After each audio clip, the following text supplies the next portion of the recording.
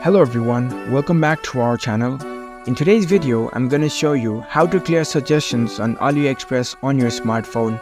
It's a very simple process, so let's get started. First of all, unlock your phone and make sure you are connected to the internet. Download the AliExpress app if you haven't already. Now launch the app on your phone. Once you're in the app, head over to your account section. Here you can see the account icon at the bottom right. Tap on it.